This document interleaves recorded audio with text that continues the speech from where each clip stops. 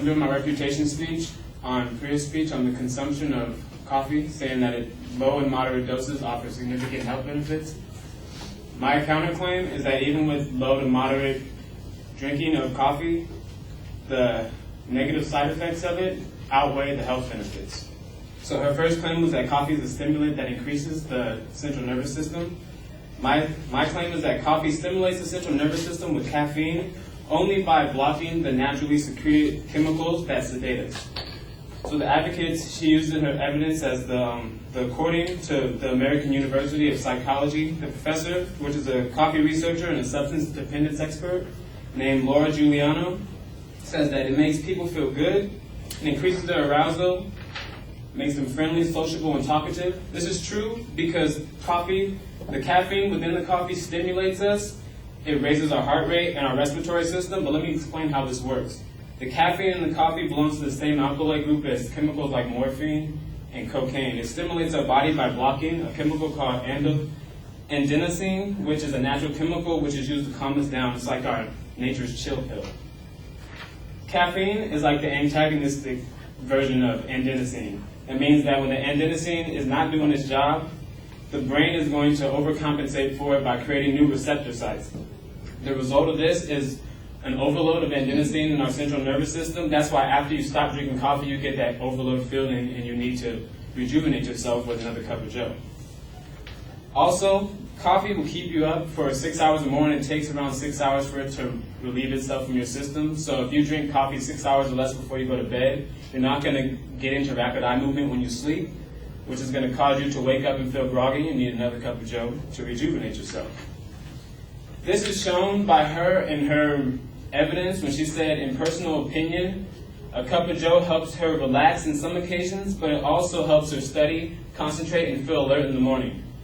The focus and alertness that she's feeling is from the caffeine entering her central nervous system and putting her body into overdrive because of the overproduction of adenosine that would otherwise wind her down. And when it helps her relax, it's because the effects of the caffeine are keeping her from feeling overloaded from the adenosine that's in her central nervous system.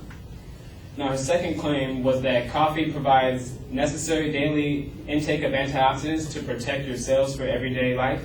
My claim is that the caffeine within the coffee offsets the benefits of the antioxidants with chemical toxins. Now, caffeine combines with your stomach's hydrochloric acid, which produces a toxin called caffeine hydrochloride. Now, this toxin, which is absorbed into your body and it circulates around, hits your liver, and bile is created to where it flushes out of your system. So, in turn, it's a mild diuretic. It makes you pee. It makes you defecate, and it also has helped in weight loss. But as you know, most coffee drinkers promote that and say, hey, I go to the bathroom a lot because I drink coffee. And that's because it's trying to flush out these toxins that are in your body. So actually all the antioxidants that you're getting from the coffee itself is being offset by the caffeine that's in your body. Now, a major part of the advocate's claim is that drinking coffee in the long run will have negative health effects. However, with low to moderate doses, you'll have significant health benefits. But what is moderate? The National Coffee Association and the Specialty Coffee Association of America conduct annual surveys on the consumption of coffee every year, and 50% of Americans over the age of 18 drink coffee every single day. Which leads me to my third claim. My third claim is that in order to prevent any further disease and cancers, the amount of coffee you need to drink will harm you significantly.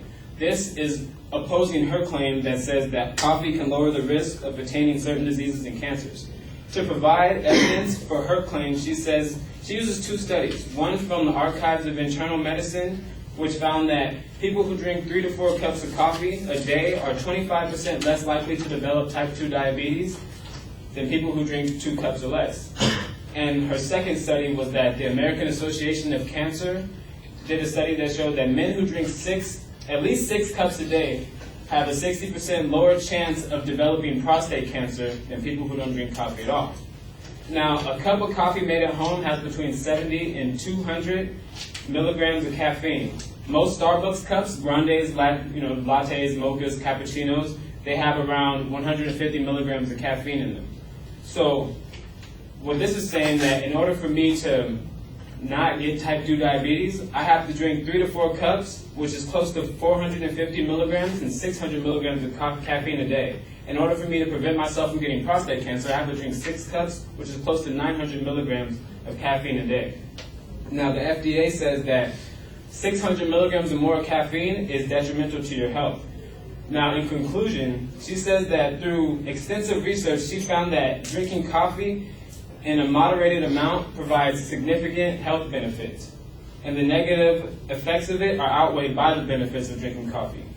Now, I found that even with low to moderate amounts of drinking coffee, you cannot escape the fact that coffee is a narcotic drink, and even if you drink 1 to 2 cups a day, you can't shake the withdrawal effects from the coffee. Thank you.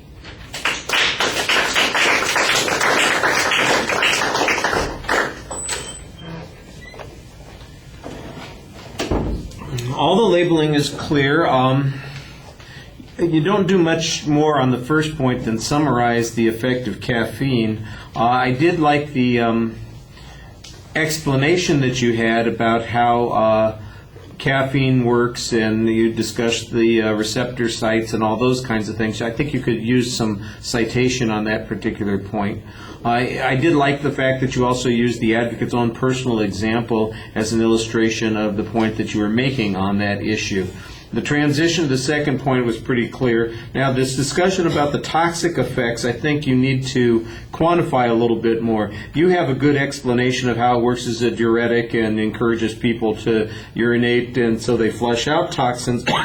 But there's not any demonstration that the toxins accumulate because of the caffeine in the body, and in fact that actually sounds like it's supporting the advocate's point on this particular point.